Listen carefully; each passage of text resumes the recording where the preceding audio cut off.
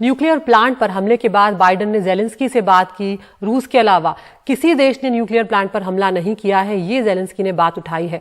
Ukraine के Zaporizhzhia nuclear plant पर रूस ने हमला किया था और हमले के बाद एडमिनिस्ट्रेटिव ऑफिस जो था उसमें आग लग गई।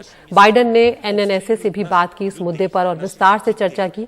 उधर यूके ने संयुक्त राष्ट्र सुरक्षा परिषद की बैठक की भी मांग की है। इधर आपको ये भी बता दें कि एक और खबर जो है जिसमें यूक्रेन के राष्ट्रपति वोलोदिमीर ज़ेलेंस्की ने यूक्रेन पर नो फ्लाई जोन लागू न करने को लेकर नेटो पर नाराजगी जाहिर की थी। नेटो को लेकर ज़ेलेंस्की ने कहा कि ये जानते हुए कि उनके पास हमसे कई गुना ज्यादा शक्तिशाली हथियार हैं, ऐसा फैसला कमजोरी की निशानी है। नेटो के महासचिव जेम्स स्टोल्टनबर्ग का कहना है कि नो फ्लाई जोन लागू किया तो यूरोप की रूस से व्यापक जंग भड़क सकती है। और साथ ही ज़ेलेंस्की ने इधर यह भी दावा किया कि जंग में अब तक रूस के करीब 10,000 सैनिक मारे जा चुके हैं और ज़ेलेंस्की लगातार ये उम्मीद जता रहे हैं कि युद्ध की वजह से जो शरणार्थ लोग दूसरे देशों में चले गए हैं अपने नागरिकों को वो जल्द ही वापस बुला सकेंगे। उमाशंकर हमारे साथ बने हुए हैं यहाँ पर।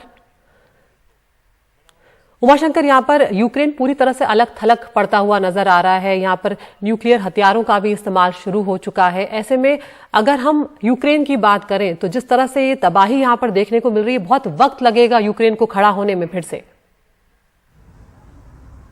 जी बिल्कुल, और इसके लिए एलन मस्क से भी कल उनकी बातचीत हुई है ज़ेलेंस्की की कि किस तरीके से तबाह हुए शहर को जो है वो फिर से बनाया जाएगा, उसके लिए एक अलग प्लानिंग की बात है। लेकिन जो आपने कहा वो सही कहा कि जिस शक्ति के सहारे या जिस एक बैकिंग के सहारे यूक्रेन ने इतना बड़ा खतरा मोल लिया और रूस का हमला वो झेल रहा है, वो सब प्रतिबंधों की बात तो कर रहे हैं लेकिन किसी तरह की सैन्य सहायता की बात नहीं कर रहे, सीधे तौर पर सैन्य हस्तक्षेप की बात नहीं कर रहे और उसके अपने तर्क वो दे रहे हैं। यहां तक कि जो नो फ्लाई जोन जिसके पीछे आधार यह है ज़ेलेंस्की का कहने का कि अगर आप यूक्रेन के ऊपर नेटो का नो फ्लाई जोन स्थापित कर देंगे तो उससे जो रूसी विमान आकर बमबारी कर जाते हैं शहरों में और गांवों में दूसरे इलाकों में, वो कम से कम रुकेगा। लेकिन पुतिन ने क्योंकि एक धमकी दी हुई है कि अगर किसी भी तरह का ऐसा इंटरवेंशन हुआ तो वो उसे उस देश के खिलाफ, रूस के खिलाफ एक हमला मानेंगे और उस देश के खिलाफ भी लड़ाई छेड़ेंगे।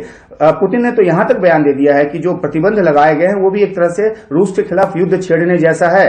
तो पुतिन अपने स्टैंड पे बहुत ही कड़ाई के साथ टिके हुए हैं और ऐसे में उनमें कोई लोच तो नजर नहीं आ रहा। दूसरी तरफ ज़ेलेंस्की जो कि अकेले अलग थलग पड़े हुए हैं, लगातार बार बार वो अपील कर रहे हैं दुनिया के देशों से, लेकिन उनको कुछ इस तरह की सहायता मिलती नजर नहीं आ रही। और इन सब के बीच देखना है कि क्या कोई मध्यस्थता जो कि अभी शुरू हुई है उसका कोई नतीजा निकलकर सामने आता है या नहीं आता है। अदिति, बहुत शुक्रिया उमाशंकर। तो हर बढ़ते दिन के साथ चिंता बढ़ती जा रही है, लेकिन लगातार ये उम्मीद की जा रही है कि शायद कोई बीच का रास्ता निकले और पुतिन कहीं थमे ताकि ये जो लोगों की जाने जा रही है, बच्चों की जाने जा रही हैं, वो सिलसिला थमे।